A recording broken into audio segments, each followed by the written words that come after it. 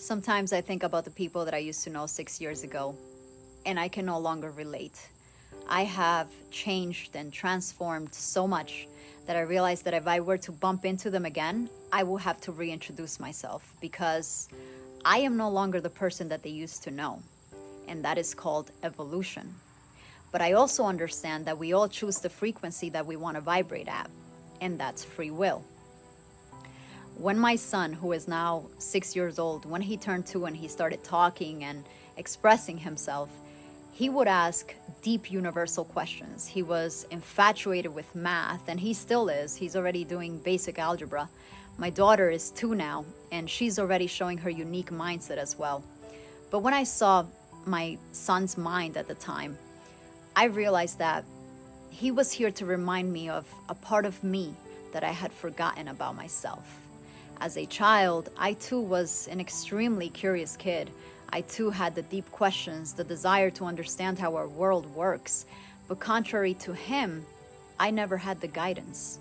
So when I saw that part of me in him, I knew that I had to take it upon myself to give him and my daughter what I never had. So I started self-studying and understanding physics, quantum physics, geometry, psychology, science, which I now know one day will have to intertwine with spirituality.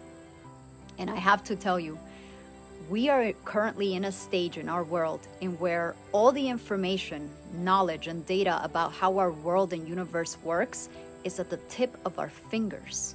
So if we choose to remain ignorant and refuse to update our credences of prior credences, well, that is just a reflection of our fear of evolution. And some may say, well, I don't have the time, or it must be nice to have the time to self-improve.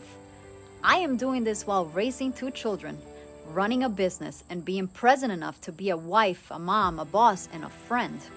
You see, all we have in this human experience is time. What you choose to do with that time is up to you. As I reprogram my mind with new information by using discernment and my intuition, the more I realize how little we actually know. We live in a universe of uncertainty. Therefore, this society of order, or this matrix we have collectively adopted, goes against our very own nature, which is the path of least resistance. As I came to understand this, I also came to understand that in order for me and my children to be successful and reach our limitless potential, I will have to teach them to carve their own path, to not follow the masses, to discover and retain their uniqueness so that they can better serve humanity. But most importantly, to allow themselves to step into the unknown and be guided by uncertainty.